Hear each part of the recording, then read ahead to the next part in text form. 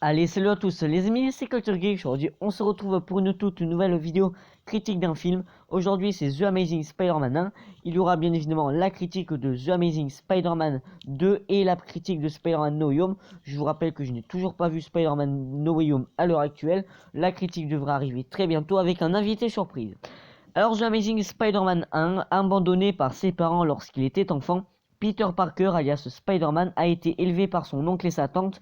Cependant, Peter voudrait comprendre qui il est pour pouvoir accepter son parcours. Il entame alors une quête pour élucider le meurtre de ses parents. Enfin, voilà, il va devenir Spider-Man et ça, on va le voir tout de suite. Alors, déjà, il est sorti le 4 juillet 2012 en France. Il est réalisé par Mark Webb.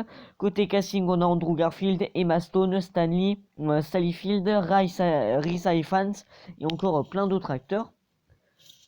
On va passer maintenant au personnage que j'ai bien aimé. Alors, déjà, visuellement, c'est magnifique, il n'y a rien à dire. Alors, pourquoi déjà je préfère les Amazing Spider-Man 1 au film de Tom Holland et au tout premier Spider-Man? Tout simplement parce que ce sont les plus sombres. Voilà, c'est les films Spider-Man les plus sombres. Enfin, le plus sombre en tout cas de films de Spider-Man, c'est plutôt le The Amazing Spider-Man 1. Spider-Man 1, pardon, tandis que le 2, il est un petit peu plus coloré. Voilà, j'ai envie de dire ça. Enfin, tu vas voir une scène au moment où Peter va combattre des criminels tout simplement. Enfin, c'est sombre en fait. L'ambiance, pour moi, c'est incroyable. Puis le costume de Peter avec ses yeux jaunes, j'adore ça. Alors du coup aussi, on a Gwen Stacy qui est sa petite amie. On n'a pas de Mary Jane. Et je trouve ça excellent parce que Gwen Stacy, il fallait la mettre dans un film. Et la mettre juste là, c'est justement... C'est bien de la part de Sony d'avoir fait ça. Honnêtement, je vous le dis, je préfère beaucoup plus Gwen Stacy que Peter Parker, voilà. Non, pardon, que Mary Jane, qu'est-ce que je dis? Voilà, je préfère plus Gwen Stacy que Mary Jane. Parce que c'est vrai que Mary Jane, c'est la fille, quoi. C'est... Voilà, c'est pas l'amoureuse de Peter que je préfère en tout cas. Voilà, puis leur relation avec Peter et Gwen est tout simplement magnifique et sublime. Alors on a aussi son père, le capitaine Stacy, voilà que j'aime bien, voilà, qui joue un petit peu son dur à cuire, voilà, qui lui est l'anti un petit peu Spider-Man, qui n'apprécie pas Spider-Man, voilà. Bon, je pense que si t'es flic et que t'as un justicier qui vient dans ta ville et qui arrête les criminels à ta place, qui fait le boulot à ta place, tu gueules un peu, voilà, tu gueules un peu. Ça se comprend, voilà, je comprends ce flic, voilà, les flics de Gotham aussi, ce qu'ils ont contre Batman, je les comprends également. Mais bon, c'est bien d'avoir un Batman et un Spider-Man dans la ville. Alors du coup, voilà, comme j'ai dit, Capitaine Stacy, qui est un personnage que j'adore par-dessus tout. Voilà, c'est un très bon personnage qui meurt à la fin, d'ailleurs. C'est bien, je pense, d'avoir fait mourir ce personnage. Je l'aurais peut-être pas vu dans le 2. Mais voilà, il meurt à la fin par le lézard, d'ailleurs. Le lézard. Le lézard, le docteur Connors. Que on peut voir aussi dans les tout premiers Spider-Man, si je ne dis pas de bêtises, on le voit dans les 3 films. Alors, c'est pas le même acteur, bien évidemment. Le lézard, mesdames et messieurs, est pour moi le méchant, le moins bien. Je n'aime pas ce méchant. Pourquoi? Alors, j'aime pas le lézard, mais j'aime le docteur Connors. J'aime le docteur Connors, ce personnage incroyable. Mais le lézard, j'ai du mal à m'y faire. Je sais pas pourquoi. Le lézard, je peux pas. Il y a un truc, je peux pas je n'arrive pas à vous l'expliquer. Mais le lézard, pour moi, c'est pas un bon personnage. Je sais pas. Je n'arrive pas à accrocher avec ce personnage. Donc pour moi, le lézard je le mets hors de côté. Voilà, pour moi, c'est le pire ennemi de Spider-Man dans tous les films qui sont apparus. D'ailleurs, on va le retrouver dans No Way Home. Peut-être que il aura un petit peu plus de valeur. Enfin, peut-être que je l'aimerais un petit peu plus dans le film No Way Home. En tout cas, ça, je ne sais pas. Mais en tout cas, le Dr Connors, quel plaisir ce personnage. C'est l'intelligence, c'est quel style. En tout cas, enfin, j'adore ce personnage. Voilà.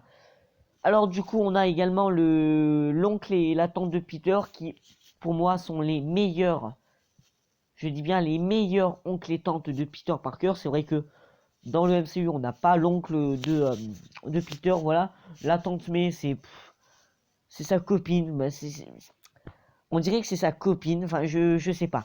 Je n'arrive pas avec l'attente du MCU. Alors aussi, on a également ceux de Spider-Man 1, 2, 3 de la trilogie de Sam Raimi que j'adore par-dessus tout, mais qui sont pas mes préférés malheureusement. Mes préférés, ce sont ceux-ci de The Amazing Spider-Man 1 et 2. Voilà, j'adore les acteurs. Et puis l'oncle Ben, quand il va mourir, bien évidemment, bah c'est triste. C'est très triste de le voir mourir, puis comment il meurt aussi. Après, il y a Spider-Man qui va se venger. Je crois d'ailleurs qu'il le tue, si je me rappelle bien. Je sais plus. Non, c'est dans Spider-Man 1 qu'il le tue. Alors, je sais plus. Je sais plus comment il termine le criminel de The Amazing Spider-Man 1, le tueur de l'oncle Ben. Je crois qu'il le livre à la police. Ouais. Ouais, si, il me semble que c'est ça, il le livre à la police. Enfin bref, en tout cas, c'est les meilleurs oncles et tantes de Peter Parker, en tout cas que j'ai vu dans les films de Spider-Man. Alors aussi, on a également Andrew Garfield, voilà. Andrew Garfield de Peter Parker, qui j'adore par-dessus tout. C'est mon Spider-Man préféré pour l'instant. Voilà, après, on aura peut-être d'autres Spider-Man, je l'espère. J'espère qu'on aura un Miles Morales.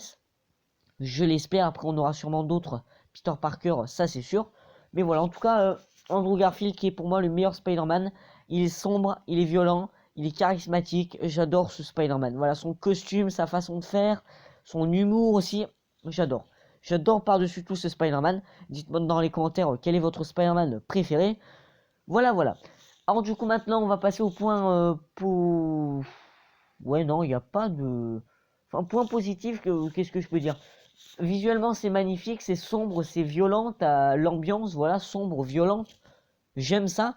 Alors aussi, je crois que on a Oscorp, voilà, la manière dont il va se faire piquer par l'araignée, j'ai beaucoup aimé. Voilà, comme j'ai dit aussi, j'ai beaucoup aimé sa relation avec Gwen Stacy.